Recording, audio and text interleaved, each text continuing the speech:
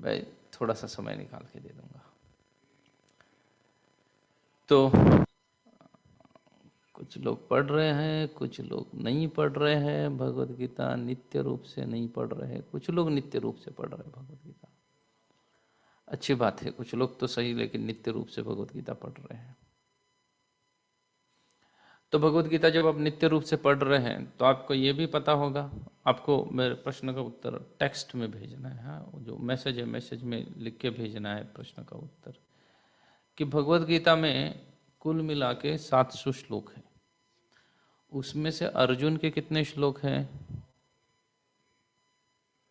700 में से अर्जुन कितने श्लोक हैं? बोले प्रभु जी ये तो हमने गिना ही नहीं। पहले बोलते सुबह तो गिन के रखते थे शाम तक कि अर्जुन ने कितने श्लोक बोले हैं। चलो धृतराष्ट्र के कितने श्लोक हैं?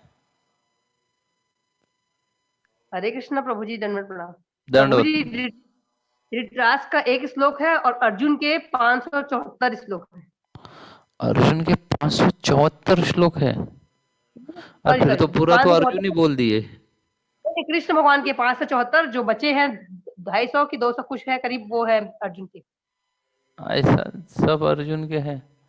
अर्जुन अराउंड 250 श्लोक, 574 कृष्ण ने बोले, अर्जुन ने 250 बोले तो 750 हो गए।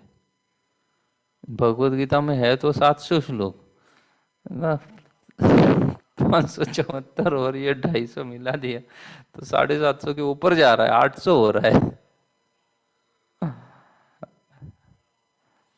तो अभी गूगल को मत पूछिएगा, लोगों को क्या हो गया है ना, गड़बड़ हो गई है, बहुत चीज़ें गूगल को पूछने की आदत लग गई है। ऑनलाइन एजुकेशन का परिणाम है। एक बच्चा गया, एक बुढ़िया बीमार हो गई, उसको अस्पताल में एडमिट करवाया। एडमिट करवाने के बाद बुढ़िया को लगाई थी सलाइन, लगाती या नाक से भी नली अंदर डालते ऑक्सीजन के लिए, वैसा डाला हुआ था, हाथ में सलाइन लगाई थी। तो बुढ़िया को खाना लेके उसकी बहू चली गई। दोपहर में खाना भी खाएगी ना, बुढ़िया एडमिट है हॉस्पिटल में, तो बुढ़िया के लिए खाना लेके बहू चली गई और जाते वक्त साथ में अपने बच्चों को लेके गई। छोटा बच्चा है, 5 साल का है। तो दादी को देखने चला गया हॉस्पिटल, देखा दादी को एक ना बहुत सारी ट्यूब लगाई है, यहाँ एक हाथ में लगाई है, कुछ नाक में लगाई है। तो बच्चा है वो अपना दिमाग दौड़ाया और माँ को पूछा कि दादी को घर में चार्जिंग क्यों नहीं कर रहे हम लोग, यहाँ अस्पताल क्यों लाए चार्जिंग करने के लिए ना, इतना दूर चार्जिंग करने क्यों लाया है। तो ये ऑनलाइन एजुकेशन का परिणाम है कि बच्चे ने देखा कि नली जुड़ी है तो ये चार्जिंग कॉर्ड ही है जो लगी हुई है किसी मशीन के साथ और दादी चार्ज हो रही है। तो ये ऑनलाइन एजुकेशन का परिणाम है। तो आप गूगल को पूछ के फिर मुझे बता दोगे, लेकिन अच्छा होगा कि आप थोड़ा सा सोच समझ के थोड़ा खुद मेहनत करके नेक्स्ट कक्षा तक मुझे बताइएगा कि अर्जुन के कितने श्लोक हैं, संजय ने कितने श्लोक बोले हैं। संजय की भी तो है 800, अगर अर्जुन और कृष्ण के हो गए 300, संजय के 8 गए तो 1000 हो गए। हमारे एक अपनी खुद की एक भगवत गीता निकलेगी, पब्लिश्ड बाय नायला डिवोटीज करके छाप के कर देंगे उसको पब्लिश। तो थोड़ा सा सोचिएगा इसको और सोच के बताइएगा कि टोटल किसके कितने श्लोक है। तो भगवत गीता का बैकग्राउंड तो आप सभी लोग जानते हो, लेकिन प्रथम कक्षा है तो मैं थोड़ा सा उसको आपको दोहराने का प्रयास करूंगा। भगवत गीता में कुल 700 श्लोक है। भगवत गीता कही गई थी कब? जब युद्ध के मैदान में कही गई है।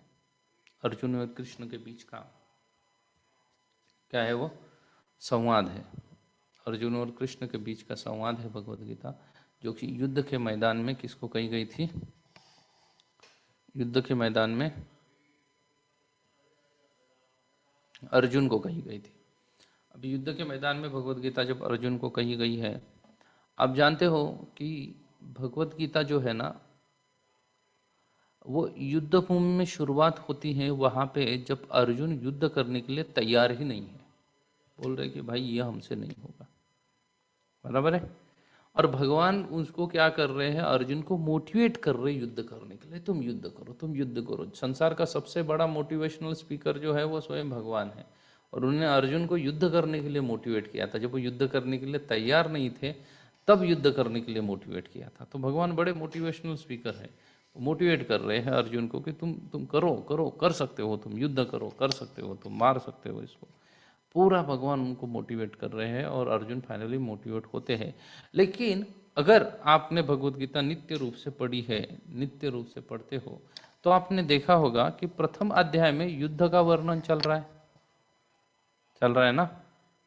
जितने लोगों ने भगवत गीता पढ़ी है, बहुत सारे लोगों ने हाथ ऊपर किया था कि हम पढ़ रहे हैं, भगवत गीता पढ़ रहे हैं, तो आप देखा होगा कि पहले अध्याय में तो क्या चल रहा है, युद्ध का वर्णन चल रहा है। अभी भी बहुत सारे लोग हैं जिनके कैमरा जो आने हैं, नेक्स्ट टाइम से मैं आपको एंट्री नहीं दूंगा जो कैमरा बंद रखते हैं उन लोगों को कक्षा में। तो क्या हो गया था,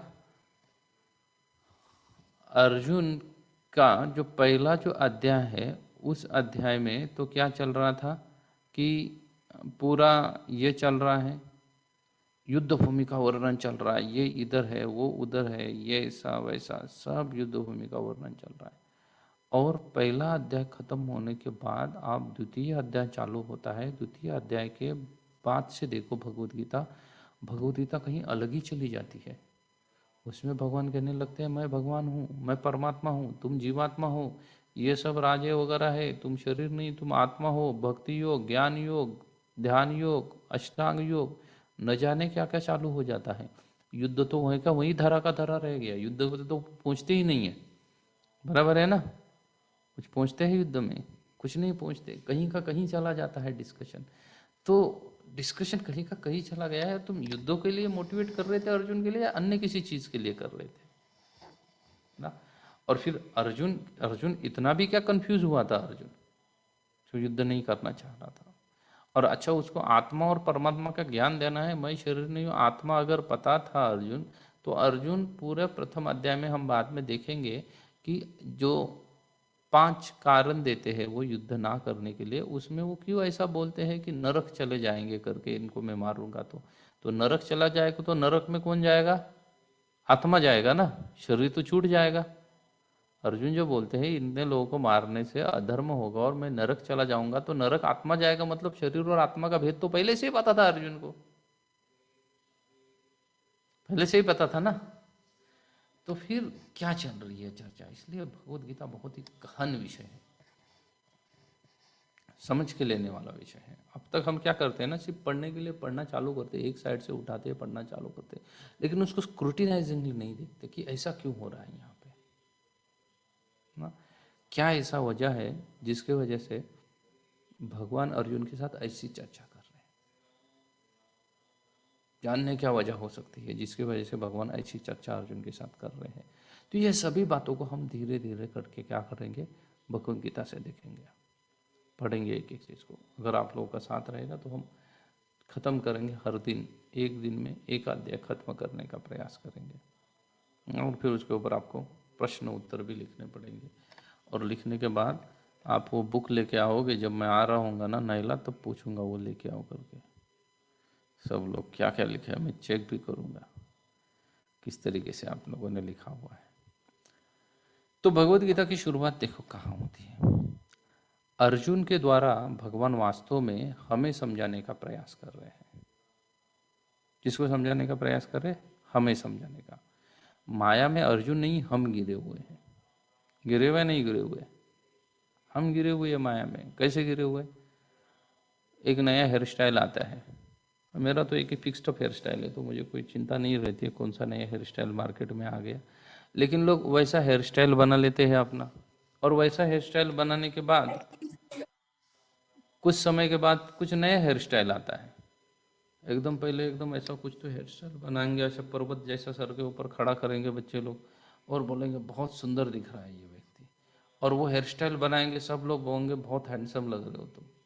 और 2-4 महीने के बाद, 6 महीने के बाद, 1 साल के बाद नया हेयर स्टाइल आएगा, फिर वो हेयर स्टाइल निकालेगा, दूसरा हेयर स्टाइल लगाएगा, वो वैसे बाल कटवाएगा और बोलेंगे इसमें अच्छा लग रहे हो, इसमें अच्छा लग रहे हो, मतलब पिछली बार बुरा लग रहे थे तुम, और अगर बुरा लग रहे तो 1 साल तक वैसे बाल कटवा के क्यों घूम रहे थे मूर्ख कहीं के, और अगर अच्छा लग रहा है तो ये नया क्यों तुमने किया है, कहीं तो मूर्खता है ना, इसी को तो माया कहते हैं ना। नया ड्रेस का स्टाइल आ गया, हमने पहन लिया है, पहले थे बेल बॉटम से लेकर क्या क्या ट्राउजर व्यूजर न जाने क्या क्या पैंट के स्टाइल आ गए, वो पहन के घूम रहा है, नया स्टाइल आ गया तो वो भी कर रहा है। नहीं, पुराना वाला अच्छा नहीं था, इसमें अच्छा लग रहा हूँ, होता है ना हमेशा ऐसा, हुआ है ना ऐसा, आप लोगों के साथ भी होता है नहीं होता? तो ये माया है, नहीं तो क्या है ना? अगर इसमें अच्छा लग रहे थे तो पुराना वाला करके कौन घूम रहे थे तुम स्टाइल? ना आप देखो 2003 में धोनी ने पहला सेंचुरी मारा था पूना में। हरे कृष्णा। बाकी जिन लोगों का माइक अनम्यूट है उनको है रिक्वेस्ट कि आप कृपया म्यूट कर दीजिएगा। ये क्या है ना, ये फिलहाल मैंने ये आईडी किसी और का लिया है तो मेरे पास राइट्स नहीं है आपको म्यूट करने के। नेक्स्ट टाइम से हो जाएंगे। तो धोनी आ गया था क्रिकेट में, याद है आपको? धोनी आ गया, लंबे बाल बढ़ाने लगा। सब बच्चे लंबे बाल बढ़ाते थे। वो एंटाइसर गाड़ी लेके, बजाज की ऐसी सिंग वाली एक गाड़ी थी, ऐसे बड़े बड़े सिंग के जैसा उसका हैंडल था, उसको लेके घूमते थे। बड़े बड़े लंबे चौड़े बाल बढ़ा के। फिर धोनी गया, कौन आ गया? कोहली आ गया। कोहली ने ऊपर के बाल कटवाए, दाढ़ी बढ़ा दी। सब बच्चे दाढ़ी बढ़ाने लगे। मैं जब कॉलेज जाता तो कोई दाढ़ी नहीं बढ़ाता था। दाढ़ी बढ़ाने वाले को ओल्ड फैशन कहते थे, लेकिन अभी दाढ़ी बढ़ाने वाला मतलब न्यू फैशन। मैंने दो चार लोगों को पूछा भी क्यों बढ़ाई भाई दाढ़ी, तो बोलता है दाढ़ी बढ़ाने से मैच्योर लगता हूँ। मैं बोले मतलब इसके पहले तुम अपने आप को इमेच्योर या मूर्ख समझ रहे थे, अभी दाढ़ी बढ़ाने से लग रहे हो, और कल अगर कोई नया फैशन लेके आ गया तो ये भी करोगे ना। ये इसको माया कहते हैं ना, ये माया है। इसलिए लोग धोती कुर्ता पहनने के लिए बोलो, लोगों को बोलते हैं नहीं कैसा प्रूव जो और लगता है। अरे क्या और लगता है, बॉडी ढकनी चाहिए, ये जरूरी है ना कपड़ा पहनने के पीछे, लेकिन धोती कुर्ता और लगता है लोगों को पहनने के लिए। तो ऐसी माया से हमें उबारना है, अर्जुन को नहीं उबारना था। उबारना किसको है? भगवान को। हमें उबारना है।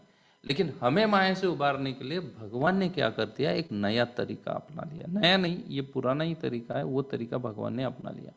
कैसा तरीका, क्या कहते हैं इस तरीके को? तो उस तरीके को कहते हैं कि आपने कभी ऐसा सुना होगा कि किसी घर में माता ने अपने बेटे का शादी कर लिया। बड़ा बेटा था, उसकी शादी कर ली, और उसकी एक छोटी बेटी भी घर पे है। बड़े बेटे से 1-2 साल छोटी है, तो उसकी शादी होना बाकी है। बड़े बेटे की शादी कर ली तो बहू आ गई घर पे। अभी बहू को, जो बहुएं है उनको अच्छे से याद होगा, बहू को हर वक्त माँ अगर सांस टोकेगी तो अच्छा लगेगा? अच्छा नहीं लगेगा, झगड़ा करेगी वो। लेकिन कुछ गलती कर रही है तो सुधारना भी चाहिए। तो फिर वो किसको बोलेगी? वो बेटी को बोलेगी। बेटी के थ्रू किसको सुना रही है? बहू को सुना रही है। वो बोल नहीं रही है मूर्ख तेरे को तड़का नहीं लगाने आता। बेटी बोले मैंने तो कुकिंग किया ही नहीं था आज, ये मुझे क्यों बोल रहे तुझे तड़का लगाने नहीं आता? लेकिन वो बोलना किसको है उसको वास्तव में? उसको बोलना है, वो बहू को बोलना है कि तू ठीक से नहीं लगा पा रही है तड़का, थोड़ा सा और इम्प्रूव होना चाहिए तुझे। लेकिन नाम बेटी का ले रही है। समझ गए ना? क्यों बेटी का ले रही है? बार बार बेटी को गाली देगी वो। वास्तव में उसको देना किसको है गाली? बहू को देना है, लेकिन वो दे किसको रही है? बेटी को दे रही है। क्यों? क्योंकि उसको पता है ये बेटी तो मेरी अपनी है, मैं इसको कितना डांटू चिल्लाऊं ये भाग के नहीं जाएगी। लेकिन बहू को डांटना चिल्लाने लगे तो वो क्या कर देगी? वो घर छोड़ के चली जाएगी। वो बोलेगी मैं तो मायके जाती हूँ, इतना ही चिल्ला पुकार तुम्हारा कौन सुनते बैठेगा बुढ़िया का। उससे अच्छा है कि मैं घर मेरे माँ के पास चली जाती हूँ। तो वैसे ही भगवान किसी को चुनते हैं तो वो अपने व्यक्ति को चुनते हैं, जो उनको प्रिय है, जो उनका व्यक्ति है। तो फिर ज्ञान देने के लिए, हमको ज्ञान देने के लिए सीधा सीधा हमको बोलते थे तुम लोग मूर्ख हो, तो हम जाते थे। आज देखो कोई हमको अगर मूर्ख कहे तो हम जाते हैं उसके नजदीक? नहीं जाते हैं। इसलिए भगवान ने किसको चुना है? अर्जुन को चुना है यह सब कार्य करने के लिए। हमें नहीं चुना है। जो युद्ध हुआ था उसमें ही भगवत गीता क्यों सुनाई अर्जुन को? अन्य समय में तो भगवत गीता भगवान कृष्ण सुना सकते थे ना अर्जुन को। सिर्फ युद्ध भूमि में क्यों सुनाई भाई? और वहीं पे अर्जुन को क्यों ऐसा ये करना पड़ा कि कुछ समझ में नहीं आ रहा है? गांडीव मेरे हाथ से ये हो रहा है, हंसता गांडीव जो है मेरे हाथ से छूट रहा है, और क्या होने वाला है? वो गिरने वाला है। ये सब चीजें हैं, ये सिर्फ अर्जुन के साथ उसी समय में क्यों होने लगी? अन्य समय में भी तो हो सकती थी, लेकिन उसी समय में अर्जुन के साथ ये क्यों होने लगा? अन्य समय में क्यों नहीं किया? क्योंकि भगवान धर्म की बातें सुनाना चाहते थे। क्या सुनाना चाहते थे अर्जुन को? धर्म की चर्चा करना चाहते थे। भगवद गीता के दूसरे अध्याय में एक श्लोक आता है, पृच्छामि त्वाम धर्म सम्मूढ़ चेता। अर्जुन पूछते हैं कि मैं आपको धर्म क्या ये पूछ रहा हूँ, और उसके बाद भगवान बोलना चालू करेंगे। और फिर भगवान पूरा भगवद गीता बोलने के बाद भगवद गीता के आखिर में क्या कहते हैं, सर्वधर्मम परित्यज्यम मामेकम शरणम व्रज। अर्जुन ने पूछा था पृच्छामि त्वाम धर्म सम्मूढ़ चेता, अर्जुन ने पूछा था कि मैं पूछना चाहता हूँ आपको धर्म क्या होता है। और यहाँ भगवान क्या बोल रहे हैं, फाइनली बहुत सारे धर्मों का एक्सप्लेनेशन देने के बाद बोलते हैं धर्म एक ही है कि क्या करो, मेरी शरणागति ग्रहण करो, यही एकमात्र धर्म है। तो ऐसा स्क्रूटिनाइजिंगली अगर आप भगवद गीता पढ़ोगे तो आपको बहुत नई नई चीज़ें भगवद गीता में समझ में आएंगी। नहीं तो फिर हमको लगता है यार क्या लोग इतना बोलते हैं, वो मोदी भी पागल की तरह बांट रहा है भगवद गीता, ये इस्कॉन वाले तो बांट ही रहे थे हर दिसंबर में मैराथन करके। वो मोदी को भी क्या कर दिया, इस्कॉन वालों ने काट दिया, तो उसको भी वही रोग लग गया है, वो भी जहाँ जाता है भगवद गीता साथ में लेके जाता है। तो ये सब चीज़ें ये क्यों कर रहे हैं, क्या ऐसा है ग्रुप में? खोलेंगे तो ऐसा ही है, एक ही चीज़ लगी हुई लग रही है, बार बार एक ही चीज़ बता रहे हैं, लेकिन बार बार एक चीज़ नहीं बताएंगे, अलग अलग समय पे अलग अलग चीज़ें बताई हुई है। प्रॉब्लम ही इतना है कि हमें वो बार बार एक ही चीज़ लग रही है, एक जैसी लग रही है, क्योंकि हम उसको ठीक से पढ़ते नहीं हैं। भगवद गीता वास्तव में अगर आप महाभारत का युद्ध देखो तो उस युद्ध को धर्म युद्ध कहा गया है। कौन सा युद्ध कहा गया है? धर्म युद्ध है वो। अभी जो युद्ध होते हैं वो धर्म युद्ध नहीं होते हैं, अभी भी युद्ध होते हैं। कारगिल वार हुआ था, और न जाने देश विदेशों में कई बार कई सारे देशों के बीच में युद्ध होता रहता है। अब ये युद्ध जो हो रहा है कई सारे देशों के बीच में बारंबार, तो फिर उसको धर्म युद्ध क्यों नहीं कहा जा सकता? क्योंकि धर्म युद्ध के कुछ नियम होते हैं, और उस नियम के अनुसार अगर युद्ध होता है तो ही उसको धर्म युद्ध कहा जाएगा। उस नियम के अनुसार अगर युद्ध नहीं हो रहा है तो उसको धर्म युद्ध नहीं कहा जा सकता है। महाभारत में ऐसे नियम होते थे। आजकल क्या होता है पता है, युद्ध में मिसाइल दाग दी जाती है किसी बड़े शहर के ऊपर, बराबर ना? जहाँ पे लोग शांति से सो रहे हैं, उनको पता भी नहीं है युद्ध चालू हो गया, उनके ऊपर क्या गिरा दिया जाएगा, मिसाइल से बॉम्ब गिरा दिए जाएंगे, और वो बेचारे मारे जाएंगे, जिनको पता भी नहीं है युद्ध चालू हुआ या नहीं हुआ। लेकिन वैदिक काल ऐसा था, उस काल में युद्ध के लिए उसी व्यक्ति के साथ युद्ध किया जाता था जिसको युद्ध करना है। वो सब कहाँ आते थे? युद्ध भूमि में आते थे। पहले ही मीटिंग करके डिसाइड करते थे कि इस जगह पे कुरुक्षेत्र में हम सब लोग जाके युद्ध करेंगे। कोई घर में घुस के नहीं मारेगा किसी को, जिसको भी युद्ध करना है वो युद्ध भूमि में पहुंच जाएगा।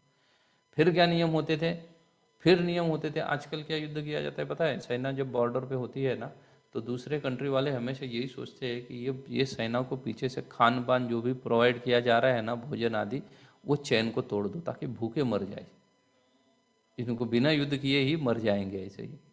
तब ऐसा नहीं हुआ करता था। युद्ध का नियम होता था कि जो भी घायल सैनिक है उनके शुश्रूषया, उनके कुछ दवा पानी करने की जो चैन होगी उसके ऊपर कोई अटैक नहीं किया जाएगा। जो भोजन आदि परोसने वाले लोग रहेंगे, बनाने वाले लोग रहेंगे, युद्ध भूमि के बाद बड़े बड़े टेंट लगते थे जिसमें सेना रहती थी, तो उनको भोजन आदि बनाने वाले लोग हैं उसके ऊपर भी कोई अटैक नहीं किया जाएगा। ये नियम होते थे युद्ध के नियम होते थे कि 18 साल से कम उम्र वाले को युद्ध में नहीं आना चाहिए, और कोई आ भी गया तो भी उसका वध नहीं किया जाएगा। उसको क्या करना चाहिए? उसको जीवित पकड़ना चाहिए, जिंदा अरेस्ट करना चाहिए, अरेस्ट बोलते हैं ना। और वो उसका जिस भी राजा का सैनिक है उसको लौटा देना चाहिए उसको। क्यों? क्योंकि वो युद्ध करने के लिए काबिल नहीं था। लेकिन इसलिए तो अभिमन्यु के युद्ध के बाद अर्जुन को इतना गुस्सा क्यों आया? क्योंकि उसकी उम्र नहीं थी युद्ध की। लेकिन फिर भी इन लोगों ने क्या कर दिया था अभिमन्यु को? कर्ण, अश्वत्थामा आदि लोगों ने उनका वध कर दिया था, जबकि उनकी उम्र नहीं थी युद्ध की। वही आप बोलोगे उनसे गलती हो गई, अर्जुन ने नियम पालन किए। कर्ण का वध होने के बाद कर्ण का बेटा दूसरे दिन अर्जुन के साथ युद्ध करने के लिए आता है, रथ में सवार होकर आता है, जिसकी उम्र लगभग 10-12 साल की है बेटे की। और अर्जुन को बोलता है कि आपने मेरे पिता का वध किया, इसलिए मैं आपका वध करने वाला हूं, आप रुको और मेरे से युद्ध करो। अर्जुन बड़ा इंप्रेस होता है। अर्जुन एक बाण चलाता है और उस बच्चे को क्या करता है, बांध देता है, अरेस्ट करता है और उसको समझाता है। बोलते हैं मैंने आपके पिता की हत्या की है, इसलिए आपके पिता के हत्या का बदला लेना आपका कर्तव्य है, इसलिए आप सही हो, लेकिन अभी आपकी उम्र युद्ध करने की नहीं है। इसलिए अर्जुन सैनिक को कह के, अन्य सिपाही को कह के उनको कर्ण की पत्नी के पास, मतलब उस बच्चे के माता के पास लौटाते हैं और बच्चों को कहते हैं कि आपकी जब उम्र हो जाएगी युद्ध करने की और आप उतनी कला सीखो आपके पिता की तरह, आपके पिता काफी शूर योद्धा थे, उनकी तरह कला सीखो और फिर आप मेरे से युद्ध करो आके। तो अर्जुन ने पालन किया उस चीज को। ये इसको धर्म युद्ध कहा जाता है। ऐसा धर्म युद्ध होता है जिसमें नियम होते हैं युद्ध करने के, ना कि सूरज उगने के पहले कोई युद्ध की शुरुआत नहीं करेगा। और युद्ध खत्म कब होगा, जैसे ही सूरज ढल जाएगा उस वक्त क्या होना चाहिए, युद्ध खत्म होना चाहिए, युद्ध चालू नहीं रखा जाएगा। ये युद्ध के नियम है, लेकिन अभी कोई ऐसे पालन ही नहीं करता, कोई युद्ध का नियम नहीं पालन कर रहा है, अपने हिसाब से कार्य कर रहे हैं, इसलिए इसको धर्म युद्ध नहीं कहा जाता है। तो कौरव पांडवों का युद्ध हुआ था, उनके बीच में खाली अगर आप देखोगे तो फैमिली डिस्प्यूट था। किस चीज का प्रॉब्लम था, बंटवारे को लेके प्रॉब्लम था। किस बंटवारे को लेके, जमीन के बंटवारे को लेके। प्रायः ऐसे प्रॉब्लम हर घर में होते हैं, गांव में पता नहीं, नैला में नहीं होते होंगे, सब लोग साधु हैं, लेकिन बाकी भारत भर में तो जमीन के बंटवारे को लेके केसेस होती ही होती है। गांव में अगर 100 घर है तो न तो 50 केसेस उस गांव से कम किस चीज की, मतलब जितनी भी केसेस गांव में चलती है ना, किसी भी भारत का किसी भी XYZ गांव ले लो, उस गांव से जितनी केसेस कोर्ट में दर्ज होगी उसमें से 50% केसेस तो जमीन के बंटवारे को लेकर रहती है। बराबर है या कुछ गलत कह रहा हूं मैं? 50% केसेस हर गांव से सिर्फ किसके लिए होती है, जमीन के बंटवारे की होती है। बाकी चीजों की बाकी सब 50% में है, लेकिन 50% सिर्फ जमीन के बंटवारे को लेके हो। तो ऐसा ही था, क्यों था उनके बीच में ये सब चीजें, तो उसके पीछे कारण है। क्या कारण है? तो कारण ऐसा हुआ है ये सब चीज में, पांडवों के पूर्वज थे महाराज शंतनु, उनसे शुरुआत होती है महाभारत की। पांडवों के पूर्वज थे महाराज शंतनु, बहुत ही शूर राजा थे शंतनु, स्वर्ग तक उनकी कीर्ति फैली हुई थी। तो शंतनु एक समय की बात है, गंगा नदी के किनारे जंगल में घूम रहे थे और तभी उनकी नजर माता गंगा के ऊपर गिरी। माता गंगा जो नदी, हम जो नदियां कहते हैं ना, वो सिर्फ नदी नहीं, उसकी एक आदिष्टाती देवता होती है ना, उसकी एक क्या होती है, देवता होती है जो उसको कंट्रोल करती है। वैसे ही माता गंगा भी एक देवी है, नदी तो है ही है, लेकिन क्या है, वो एक देवी भी है। कैसी अधिष्ठाती देवता, जैसे आप रिलायंस कहोगे तो रिलायंस का एक देव है ना, भगवान है ना उसका। कौन है रिलायंस के भगवान? मुकेश अंबानी साहब है, वो भगवान है। सब जगह फैली हुई है, लेकिन वो सब किसके कंट्रोल में चल रही है, उनके कंट्रोल में चल रही है, उसको अधिष्ठाता देवता कहते हैं। तो गंगा जी थी अधिष्ठाती देवी, तो वो भी उस वक्त अपने पानी के जल के किनारे घूम रही थी। तो महाराज शंतनु गंगा को देख के उसका सौंदर्य, क्योंकि गंगा स्वर्ग में रहने वाली है, हम कहाँ रहते हैं, पृथ्वी पर रहते हैं, हमें वो फैसिलिटी नहीं है जो स्वर्गीय लोगों को है। पता है आप लोग, स्वर्ग में ज़्यादा फैसिलिटीज है, इसलिए हर कोई स्वर्ग जाना चाहता है ना, नहीं तो स्वर्ग जाने की क्या इच्छा हो इतने लोगों में, कोई फैसिलिटीज ज़्यादा है, यहाँ फैसिलिटीज कम है। अमेरिका क्यों जाना चाहते हैं लोग, फैसिलिटीज ज़्यादा है, यहाँ पे फैसिलिटीज कम है। कैसी फैसिलिटीज स्वर्ग में ज़्यादा है और हमें कम है? तो देखिएगा, फैसिलिटीज अलग अलग तरीके की होती है। स्वर्ग में वो फैसिलिटीज उनको है, हमारे पास नहीं है।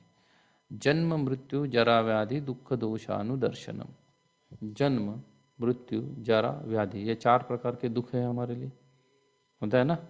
जन्म दुख में होता है, जन्म के बाद क्या, मृत्यु भी दुख में है, जरा मतलब ये शरीर को कई सारी बीमारियां होती है, होती रहती है नहीं होती।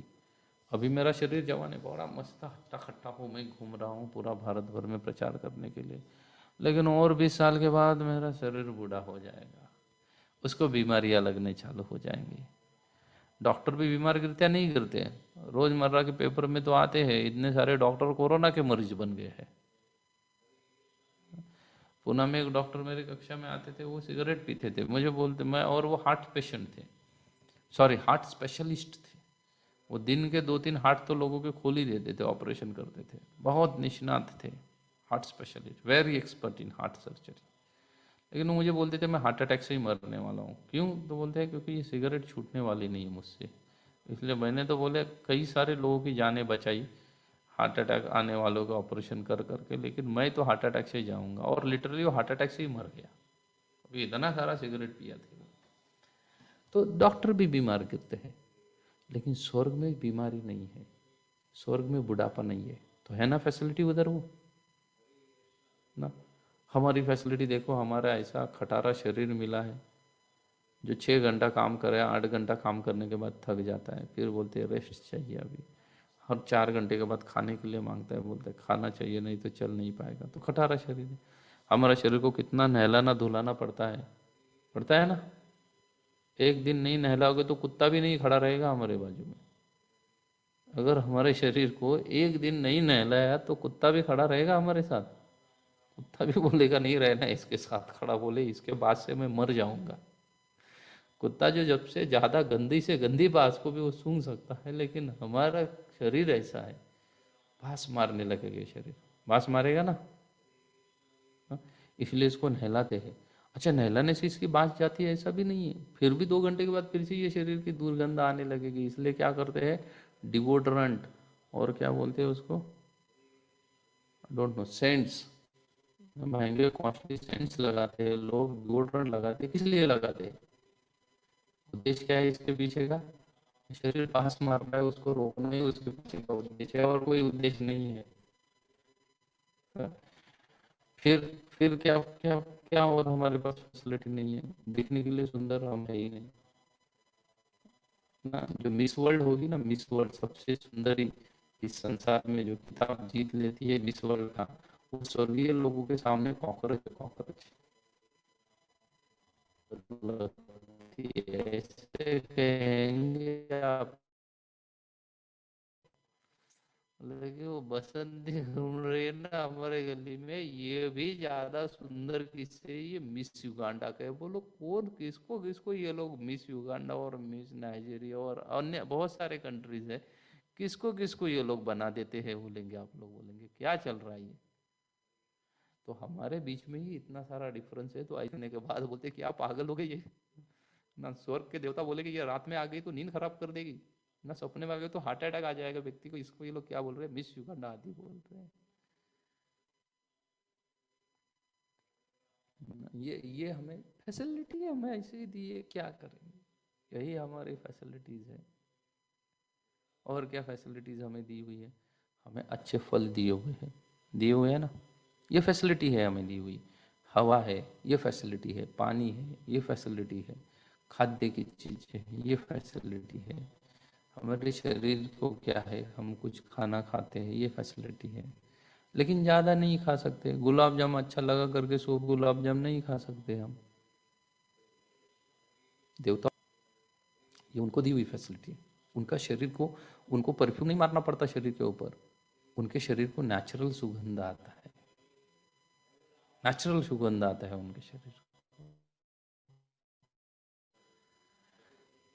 जो ये उनको दी हुई फैसिलिटीज है। भूत दिखते हैं हम सो के उठने के बाद, जब तक जगह है तब तक हंसते हुए बहुत सुंदर खिलखिलाते होते सुंदर चेहरे दिखते, सो जाएंगे और सोते ही नींद से जगने के बाद देखो कैसा चेहरा दिखता है, अपने आप को आईने में जाके देखो, रियलिटी दिखती है, रियलिटी ना। फिर बोलते थोड़ा नहा धो के फ्रेश हो जाएंगे, पूरा लाली लिपस्टिक पाउडर व्यूडर सब लगाएंगे चेहरे के ऊपर, फिर बोलेंगे अब थोड़ा अच्छा दिख रहा हूं, प्रेजेंटेबल हो। इसलिए देखो ऑफिस जाते वो, स्कूल कॉलेज जाते वो लोग किताब ज़्यादा ना किताब एक आधी भूल गया तो चल जाएगा लोगों को, लेकिन पाउडर लगाना नहीं भूलना चाहिए ना। तो किताब भूल गया तो क्या है, पढ़ के किसने कौन सा बाण मारा है जो मैं मारने वाला हूँ जाके तीर। लेकिन किताब भूल गई तो चलेगा, लेकिन बाकी चीजें नहीं भूलते ये लोग, भूलते नहीं, भूल पाते हैं ये सब चीजों को लोग। तो तो ये हमारा शरीर है। देवताओं को वैसे फैसिलिटी नहीं है, देवता एवर फ्रेश रहते हैं। वो सो के उठेंगे तो भी उतने ही सुंदर दिखेंगे, सोए तो भी उतने ही सुंदर दिखेंगे, उनको फिर से फ्रेश होने की कोई आवश्यकता नहीं है, ये उनको दी हुई फैसिलिटीज है।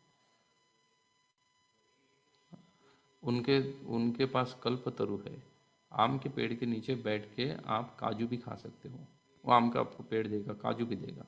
हमारे यहाँ पे नहीं है, हमारे यहाँ तो आम का पेड़ आम भी नहीं दे रहा है, काजू तो दूर की बात है उसको दे देना।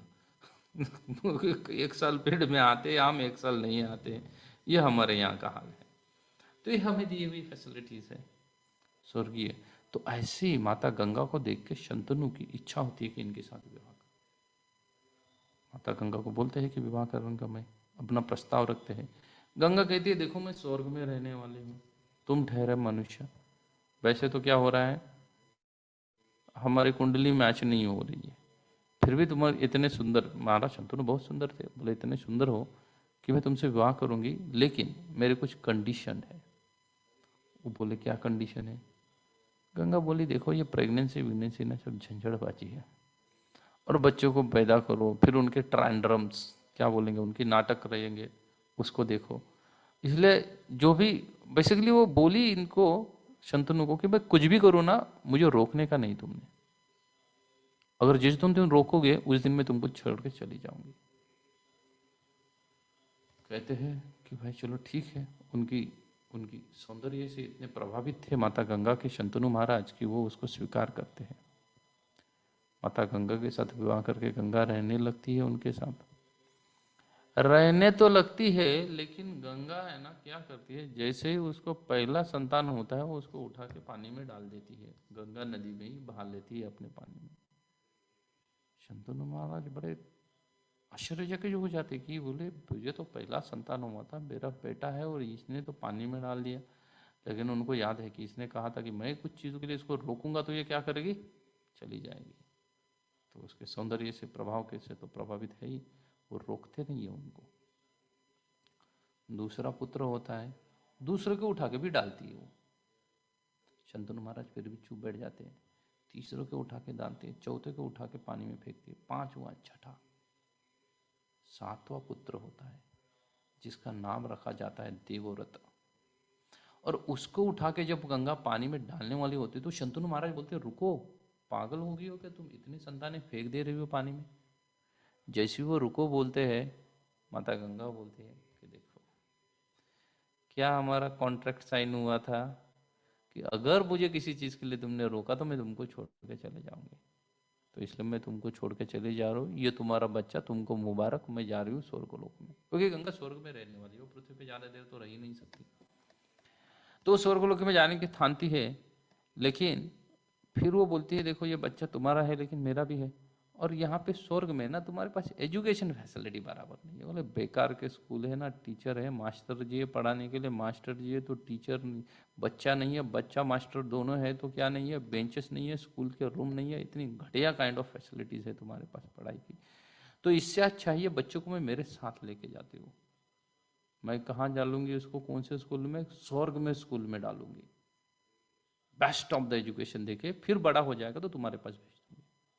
शंतनु बोलते ठीक है, वो लेके जाती है वो बच्चे को। शंतनु महाराज बड़े दुखी है, पत्नी वियोग हुआ है उनको, पत्नी उनकी चली गई है, तो गंगा उनको लेके जाके वहाँ स्वर्ग में परशुराम जी के स्कूल में दाखिला करवाती है।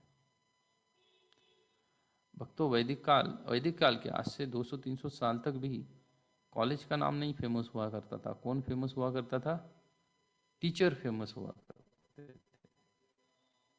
बराबर है ना। लेकिन आज ऐसे दिन आ गए कि टीचर नहीं फेमस कौन रहता है, कॉलेज रहते हैं।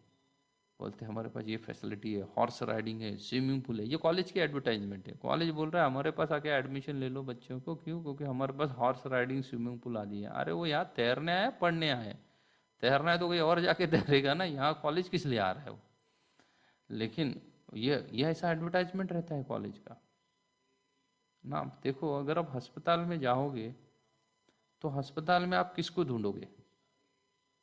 मरीज हो, बीमार हो तो डॉक्टर को ढूंढोगे ना। मैं एक बार एक अस्पताल में चला गया, एक अपने डिवोटी बीमार हो गए थे, उनको लेके गया, डॉक्टर ने उनको चेक भी किया। एक छोटे डॉक्टर ने चेक किया था, उसने एडमिट करने की सलाह दी थी करके, हमने एक बड़े अस्पताल में मैं उनको लेके गया था, मैं साथ में गया था उनके। तो मैं साथ में गया था, तो बड़े अस्पताल में क्या हुआ, मैं उनके पास जैसे ही गया एडमिशन के लिए, मतलब एडमिट करने के लिए, तो उन्होंने एक बड़ा सा शीट मेरे सामने रखा। उस पर क्या लिखा था? जनरल वार्ड 1,500 रुपये पर डे उसका फीस रहेगा। फिर और कोई तो वार्ड था, private room, semi private room, 3,000 रुपये पर डे कॉट का चार्ज रहेगा। फिर था प्राइवेट रूम, 5,000 रुपये पर डे। डिलक्स रूम 8,000 रुपये पर डे, ऐसा लिखा था उस पर, मतलब उतना आपका बिल जाएगा। पूरा सिस्टमेटिकली लिख के रखा था। मैंने वो जो बैठी थी सुंदरी वहाँ पे डेस्क पे, या वो अस्पताल के रिसेप्शन पे, उस माता को मैंने पूछा कि माते, ये बंदा बीमार है और इसको डॉक्टर की आवश्यकता है, उसको तुम प्राइवेट रूम में सुलाओ, डिलक्स में सुलाओ, या यहाँ रास्ते में चटाई डालो नीचे और उस पर सुलाओ, उसको अगर अच्छा डॉक्टर मिल गया तो वो ठीक हो जाएगा। लेकिन आप उसको डिलक्स में रखो, प्राइवेट रूम में रखो, सेमी प्राइवेट में रखो, लेकिन उसको डॉक्टर ही अच्छा नहीं मिला तो ठीक होने वाला है मरीज? ठीक होने वाला है? कभी नहीं ठीक होगा, वो तो मर जाएगा। तो अस्पताल में जाने के बाद जरूरत किसकी है? डॉक्टर की है या ये सभी फैसिलिटीज की है? डॉक्टर की आवश्यकता है ना अस्पताल में। वैसे ही कॉलेज में जाने के बाद वो टीचर की आवश्यकता है जो अच्छा ज्ञान देगा, ना कि कॉलेज के पास सुविधा क्या है। लेकिन कलयुग में हम ऐसे माया में फंसे हुए हैं ना कि हम टीचर कोई है या नहीं है वो देखते तक नहीं है। वो कॉलेज में जाके कभी पूछते हैं किसी कॉलेज में कि आपके पास टीचर कितने हैं, उनकी क्वालिफिकेशन क्या है? क्योंकि पढ़ना किसको है आपको? पढ़ना तो टीचर से ही है ना, या एक्स्ट्रा करिकुलम एक्टिविटी से पढ़ना है। लेकिन आजकल एजुकेशन इंस्टीट्यूट यही सब चीज़ों का एडवर्टाइजमेंट ज़्यादा करते हैं। लेकिन तब एक समय था वैदिक काल में, तब इंस्टीट्यूट टीचर के नाम से जाने जाते थे।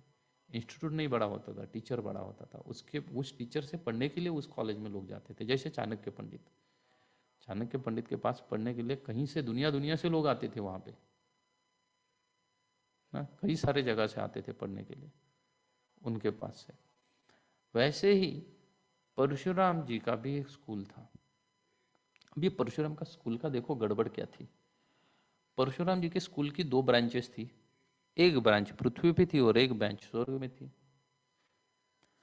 पृथ्वी के ब्रांच के लिए उनका नियम था कि इस ब्रांच में सिर्फ ब्राह्मण एडमिशन ले सकता है, बाकी कोई एडमिशन नहीं लेगा। सिर्फ कौन एडमिशन लेगा?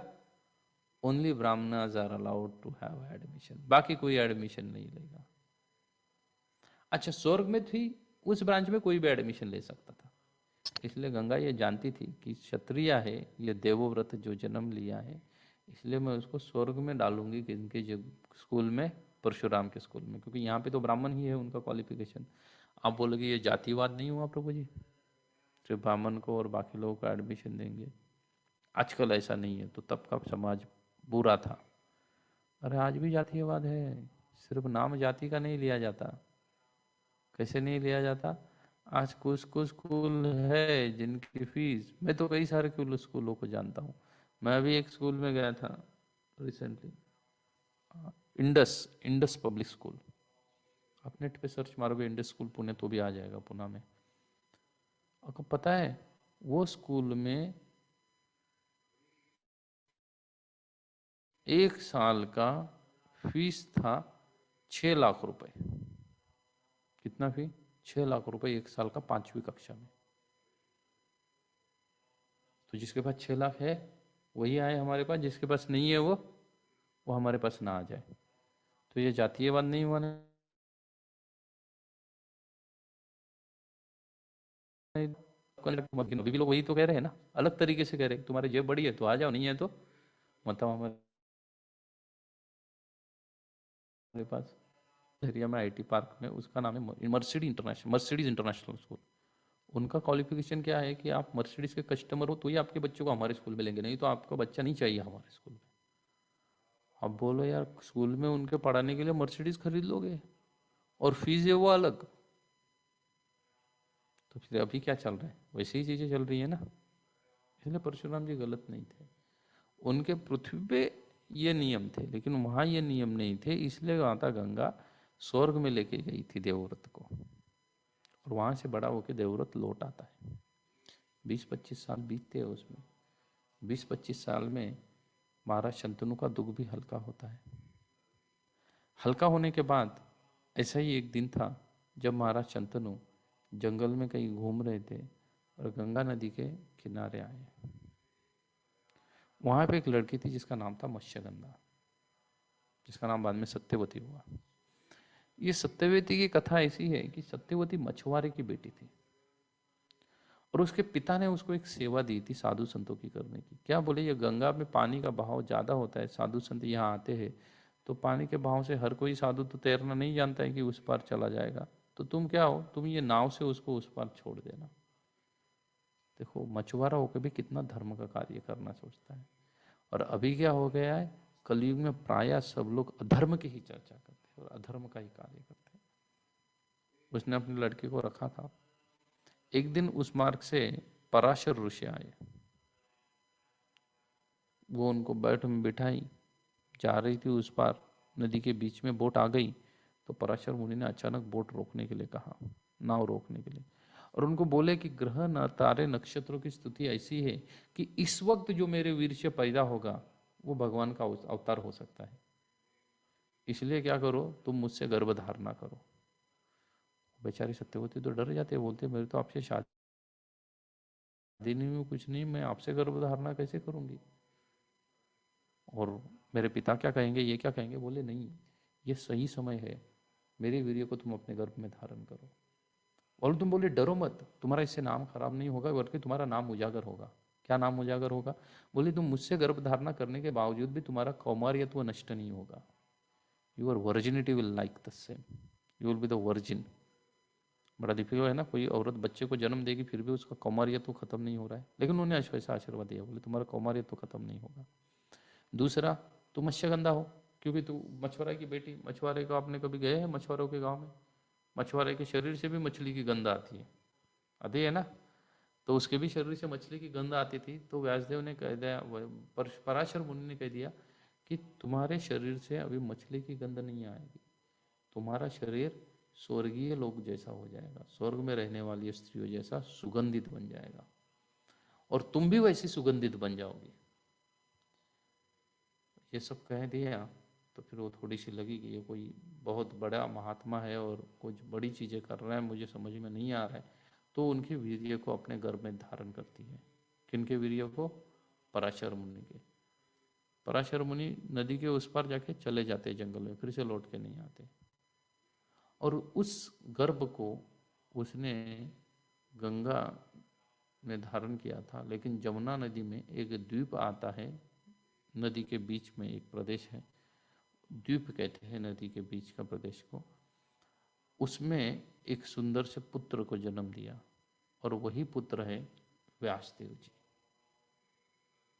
वो पुत्र है व्यासदेव जी।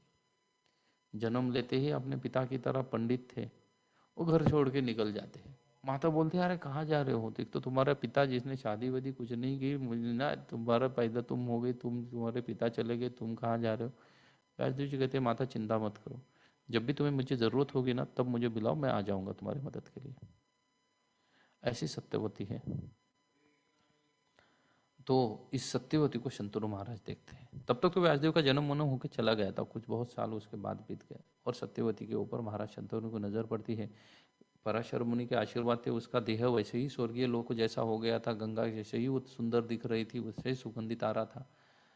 तो ये कहते हैं कि क्या करो, उनको प्रेम आ जाता है उसके ऊपर, और सोचते वैसे ही मुझे इतने साल हो गए, पत्नी छोड़ के चली गई, तो मैं इस सत्यवती के साथ शादी करता हूँ। वो ये प्रस्ताव उसके पिता के पास लेके जाते हैं।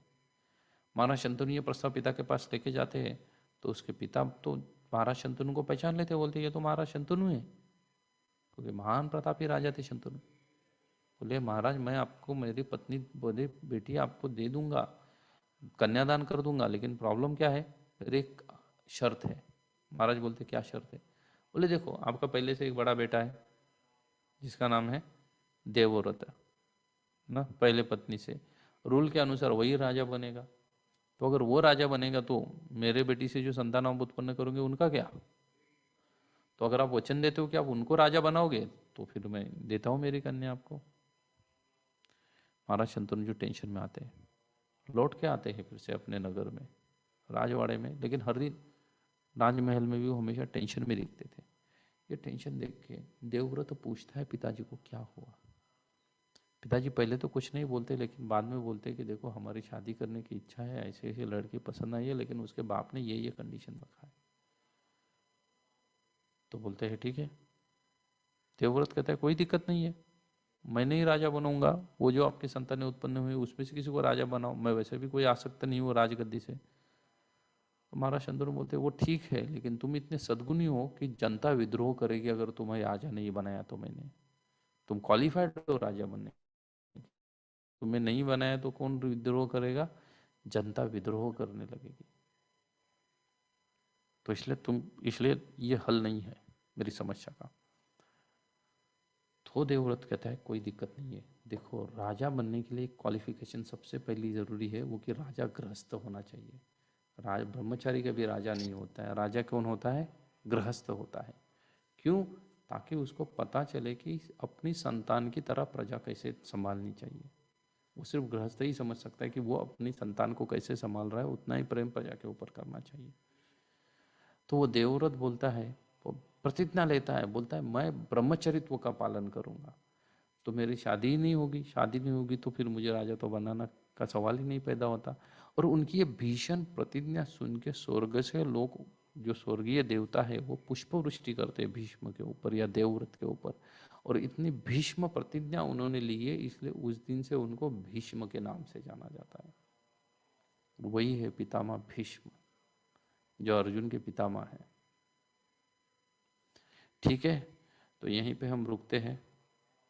बची हुई थोड़ी सी स्टोरी है जो नेक्स्ट मंगलवार को हम लेके भगवद गीता की शुरुआत करेंगे प्रथम अध्याय से। अभी किसी का कोई प्रश्न है तो अपने आप को अनम्यूट करके पूछ सकते हैं, 1 by 1।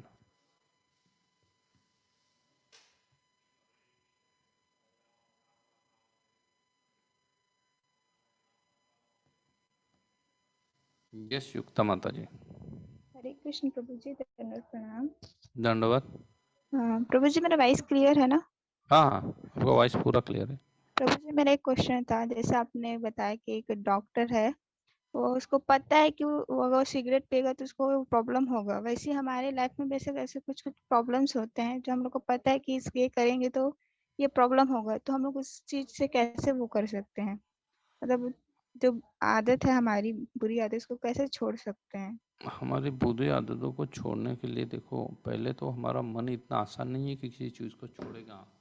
चंचल ही मन कृष्णा प्रमाथि बलभद्रम, वही चीज़ बार बार आपने की है ना। जैसे आपने गूगल पे सर्च किया होगा किसी ना किसी चीज़ को, है ना। आपने इंडियन क्रिकेट मैच चल रही है तो आपने 10 बार गूगल के ऊपर क्रिकेट स्कोर डाल दिया, बराबर है। क्रिकेट मैच वगैरह ख़त्म हो गई, लेकिन उसके बाद आपको ढूंढना था चाइना, तो आपने जैसे ही सी टाइप किया तो गूगल क्या दिखाएगा? क्रिकेट दिखाएगा। कभी देखा है ऐसा होता है ना?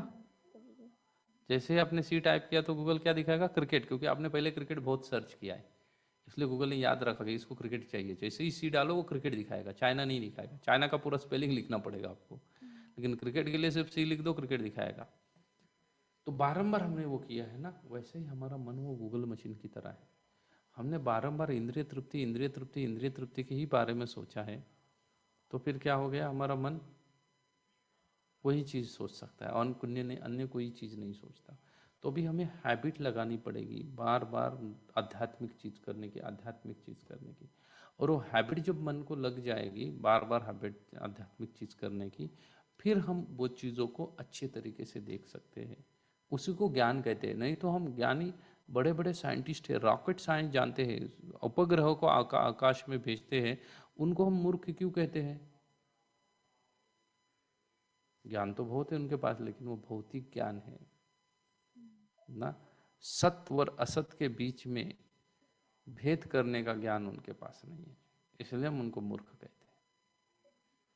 तो वो ज्ञान आपको बार बार अच्छी चीजें करने से ही आएगा। आप रेगुलरली प्रभुपाद के पुस्तक पढ़ोगी, जप करोगी, भक्तों का संग करोगी, तो फिर वो गूगल पे क्या लिखने लगेगा, अभी स्पिरिचुअलिटी लिखने लगेगी धीरे धीरे, और फिर आपको सब चीजें क्लियर दिखाई देगी। समय लगेगा बट होगा। और किसी को कुछ पूछना है? Thank you Prabhu ji. हरे कृष्णा।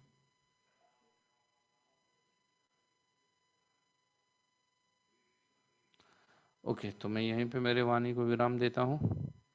हम फिर से मिलेंगे अगले सोमवार सेम टाइम पे। श्रील प्रभुपाद की जय। Thank you Prabhu ji for nice class. Hare Krishna.